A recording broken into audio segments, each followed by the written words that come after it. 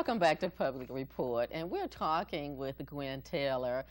She's the Assistant Executive Director of the Communities in School in Randolph County, and we've been talking about the program that is ongoing in Randolph County. We've been talking about the backpack program, and Gwen has been sharing a lot of information for us, how the children receive their backpacks and how this is enabling the students to increase with their academics and their grades in Randolph County.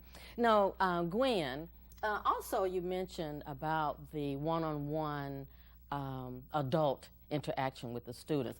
Question I have for you though, are those mentors and adults, are they screened? Yes, we do a background check on everyone. Okay. Both criminal and sex offender. Okay. And then we actually give them some training before they begin working with a student. Okay, so they're required to go through, is it an extensive training or something that's... It's a minor training, okay. But we go over the things you shouldn't do in a school, the things you can and can't do in a school, some activities that you can do with your student to just put them on a little more stable footing, so they'll know where to start, and then usually the student and the volunteer can take it from there. Okay, so is there a certain age range for your mentors and for your adults?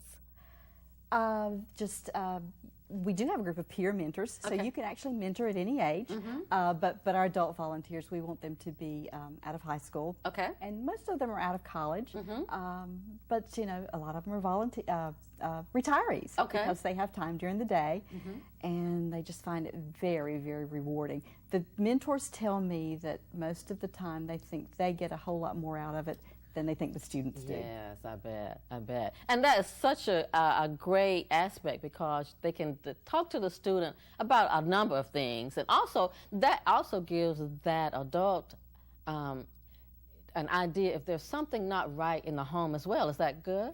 That's right, and we train our volunteers so that, you know, they won't, the conversations are confidential, but if the child tells them something that they need to report, we train them how to do that. Okay. We don't want any child to be in a bad situation. Okay, awesome, that is true. Now, number two, we were talking about a safe place, and you know, when I say safe place, I think of those signs you see outside of the schools and outside of the fire departments and things like that. Do you have that type of sign there at the school, or is it just a known that this is a safe place? We have that sign at our office. Okay. But the schools, we want the schools to be safe. We want the kids to feel safe, free from bullying, particularly. Okay. Now, how are you accomplishing that, though? We work with the schools, and we offer anti-bullying programs. One we call Cool to Be Kind. Okay. Tell us about that. It's just a short-term program, but we also work with Family Crisis to help present that. And we just tell the kids, you know, it's not cool to text bad things. It's not cool to say ugly things.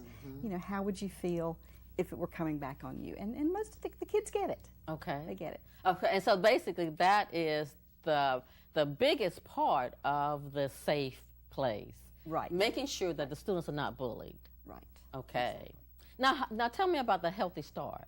Healthy Start will be our backpack program. Okay. But we also, if kids have a need, if a child needs clothing, you know how important clothing is to some of these middle school and high school kids. We want them to feel comfortable in that. So we'll arrange to get appropriate clothing for students who need it. Now, one of your other areas, Gwen, is marketable skills.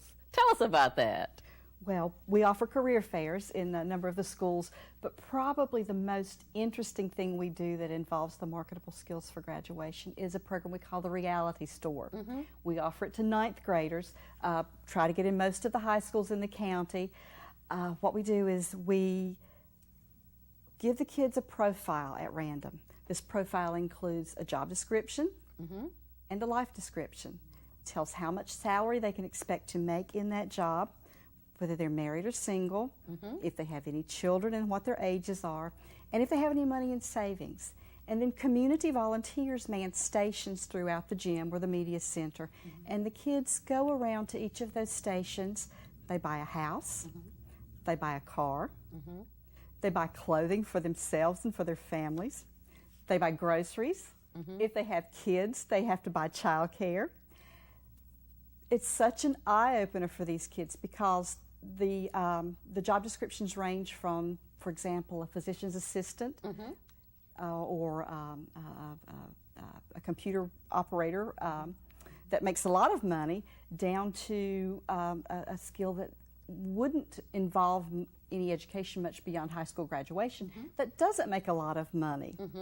The kids who get those profiles quickly realize the value of a college education. The things we hear are, oh, please tell me where the orphanage is because I want to drop these kids off. But they understand the impact of making a decision to have children at an early age may have extreme financial consequences for them.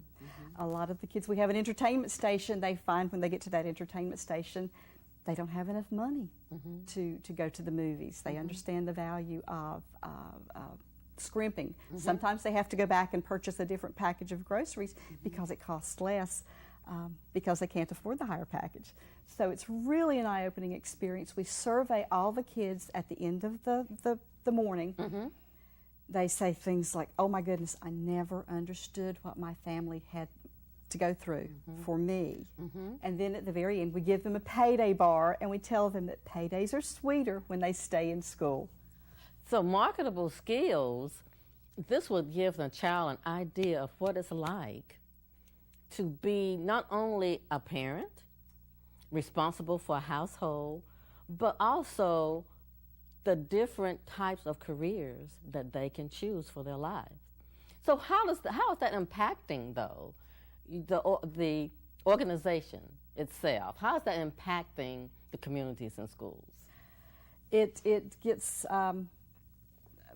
the volunteers love it. Okay. Because they get to interact with the kids, you know, think about, you know, these are the things that I learned that I am able to impart to a kid. When they buy the house, perhaps we'll have a realtor there. The realtor can tell that child things they need to know about buying a house. We have, you know, people who operate a daycare, perhaps at the daycare station.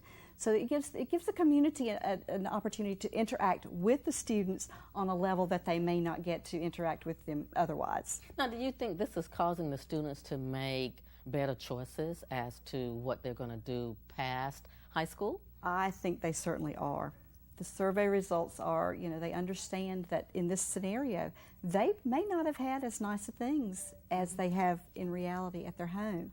They understand that if they have drawn a profile that didn't require a college education, they were not making as much money as the profile of the student, of their friend who got the profile that they did have a 4-year college degree. The kids get it. This is they spend one morning, and I think they learn more in that one morning than they do in maybe the first 15 years of life about finances and the impact of the job on your lifestyle. And this is good, and this is a good example of the community because you're bringing in organization and people from the community. That's right. The community gets to come into the schools at that point. They get to talk to the kids. The kids get to talk to the community volunteers, and it's just a great situation for everybody. This is great. This is really good. Now, also, give back. Giving back. Giving back is important to everyone. We have a group of peer volunteers. We call them our buddies. This is particularly at Randleman High School. We do it in Trinity High School. We've done it at some of the other high schools as well, but I've been more involved with the Randleman High School Tiger Buddies. These are big, brawny football players. They get on the activity bus, they go down to the elementary school, and they interact with those kids on Friday morning before the football games. They'll wear their jerseys, and when they get to the schools, the kids are treating them like rock stars. Think about it. You know, you've got big football player, and he's sitting down in the hall out on the floor, and he's got the little flashcards that he is working with the little second grader, helping them with their addition and subtraction and their multiplication tables. We've got some other big football players, and they're working in the classroom, and this classroom is being rewarded, and they're playing, it's like they're tossing the ball. It's just a really good time, having a big time with those kids. The kids love it because the football players are interacting with them, helping them with their academics. But it's great for the football players too, because they understand that they are role models. These kids see them in the community, and they know that they're watching what they do. So it helps them understand what it's like. They give back, but they understand that they are role models. Now, is this causing, also since you're using athletes, is this causing some of the students to get off the couch, get from in front of the TV, and start getting better fit physically? Well, we haven't tracked it for that, but I imagine it could be. That would be a good point to bring into the program. Yes, yes, because they will see this football player and say, you know what, I think I want to do this.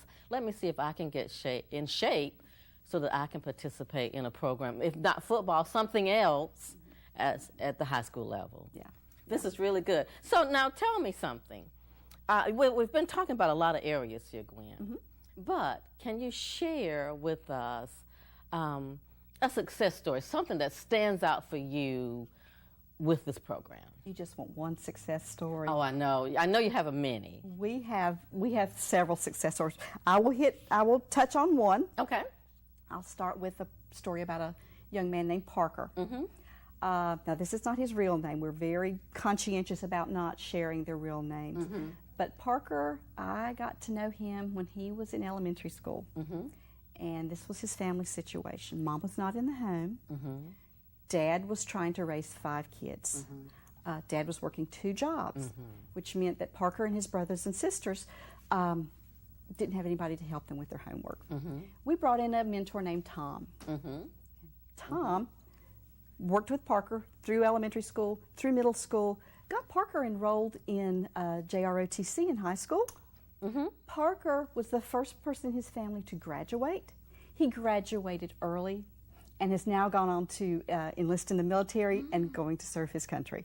Oh my God, that is wonderful. That is such a good story. I know you have many. I know you do, Gwen. But now, Gwen, if someone wants to get in touch with you to find out about the program, or how can they do that? Okay, it's easy to get in touch with us. Call us, 336-625-0008. Okay. Or you can get in touch with us through our website, www.randolph.communitiesinschools.org. Okay. Or send us an email at info@randolph.communitiesinschools. Okay. And that information is going to be on the screen for the viewers to see. Just curiously, what type of organizations work with communities in schools from the community? Oh, all kinds of organizations, members of the faith community, churches. We couldn't do without the churches.